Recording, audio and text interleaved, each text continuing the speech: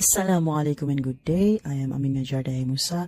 In this video, I will create a simple trigonometry and algebra assistant using C++. In this program, we use the idea of divide and conquer to make the problem easier to solve. Instead of solving everything in one long code, we divide the problem into smaller parts, then solve each part separately. The goal of this program is to combine basic concepts from mathematics and programming. It helps solve three problems: finding the hypotenuse of a triangle, computing an angle in degrees using sine formula, and checking the discriminants of a quadratic equation. To make the program organized and efficient, we use functions that return values. Each function is responsible for solving a specific problem and returning the result to the main program. Without further ado, let's start.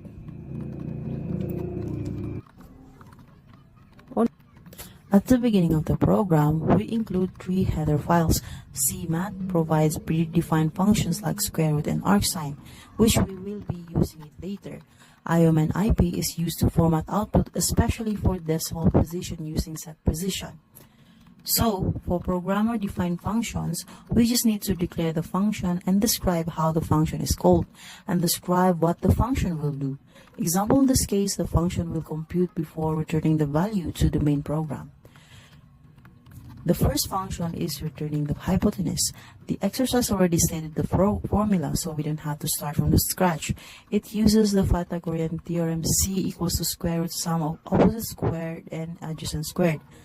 Deciding how to call the function, we start with function declaration, and here our argument is the opposite and adjacent. Because to compute this, the main program needs to give this too. Inside the function, the calculation is done, then the result is returned, so the flow is pretty simple. Let's try again with the next function, returning the angle using the sine formula. We use double before declaring the function, meaning the function will have to return the value in decimal points, and our argument here is the opposite and hypotenuse, which is the magnitude of the opposite and the hypotenuse. It is important that our formula matches up with everything because the program will only follow your specific instructions. Confusing things up will give a false return value. As stated in the question, the formula is already provided. To find the angle arcsine, just opposite over hypotenuse times 180 over pi. Just ignore the m pi, which typically means math pi constant. We can also just write pi. Again, there's no C out here because the function does not display the answer. It only computes the value and returns it. Then main receives it.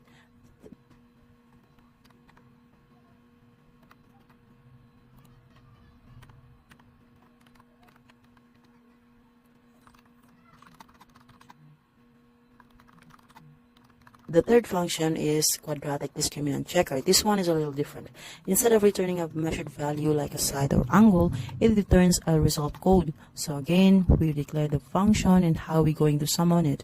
The argument is ABC because, again, to use the formula, we will have to have the value of ABC.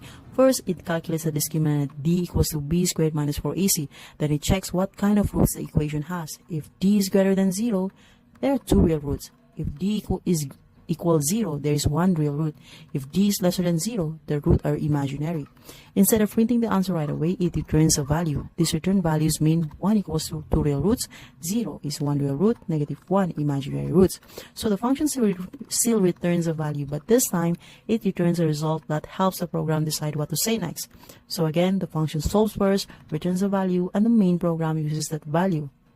The main function is where all return values go. This is where the answer received and used. The pattern in this program is always the same. A function receives input, the function solves the problem. The function returns a value, main receives that value. Main decides what to do with it. That is the main logic of the whole program. The functions do the solving, the main function handles the flow. So let's move to the main function, which controls the overall flow of the program, starting with variable declarations.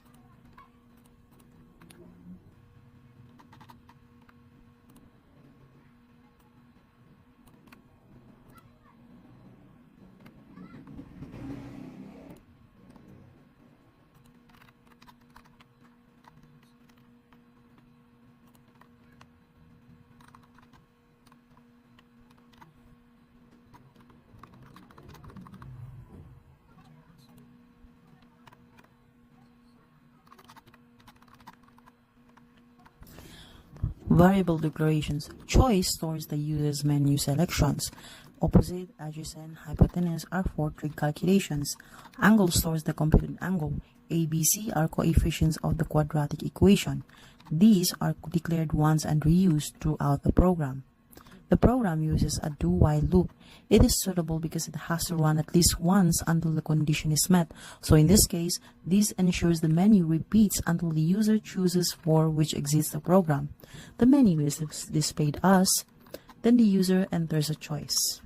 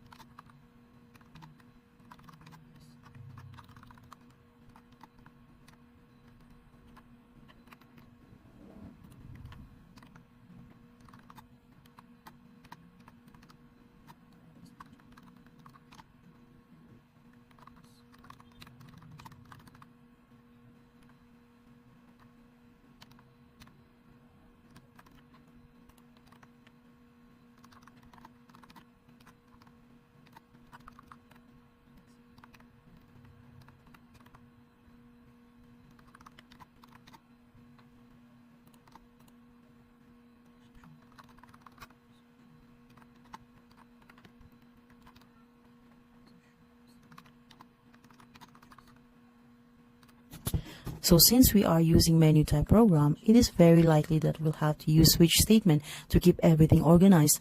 After the user enters a choice, the program uses a switch choice statement to decide what action to perform. This is what we've learned from the previous lab exercise, way more organized than using multiple if-else statements.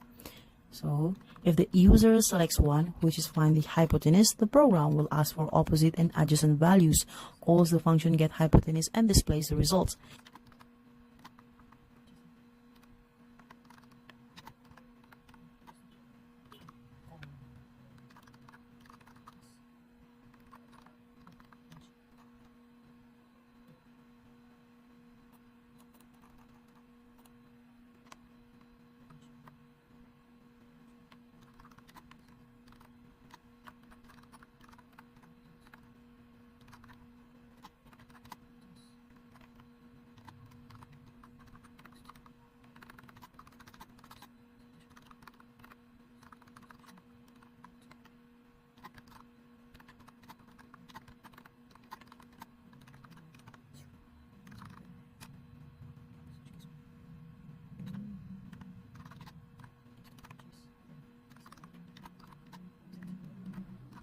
If case 2, finding angle, the program will ask for the magnitude of the opposite and hypotenuse side. So again, we will summon the function calls getSignAngle, and the function returns the value, and the main close displays the angle in degrees.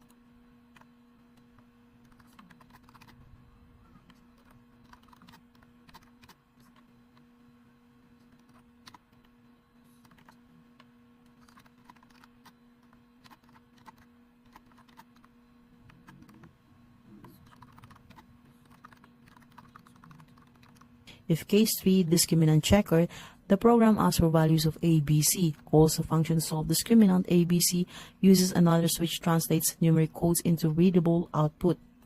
So in this case, there is switch inside a switch statement. So if the user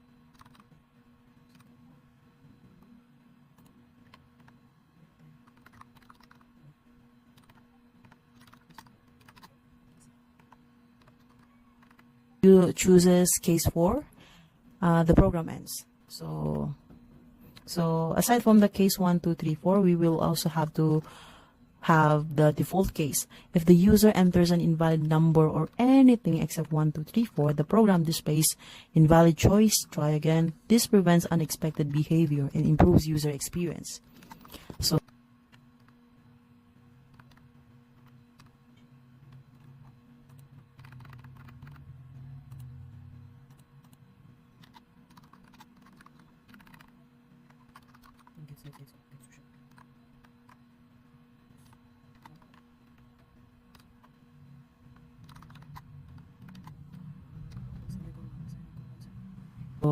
next, output formatting. The program uses fixed set precision 2.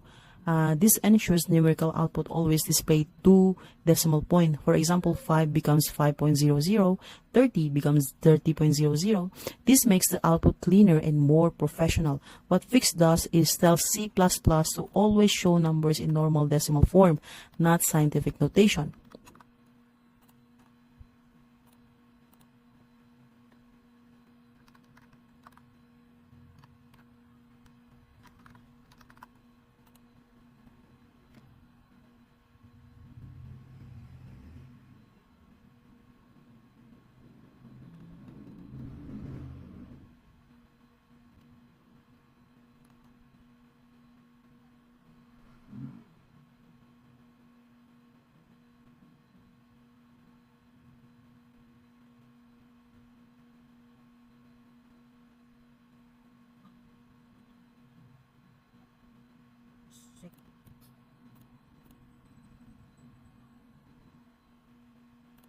So the debugging part, please don't forget the semicolons. I forget it twice here.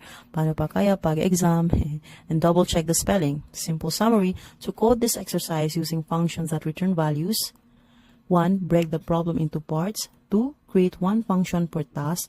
3. Make each function return a value. 4. Call the function in main. 5. Store or use the return value. 6. Display or decide based on that value. That is all. Thank you for watching and happy programming.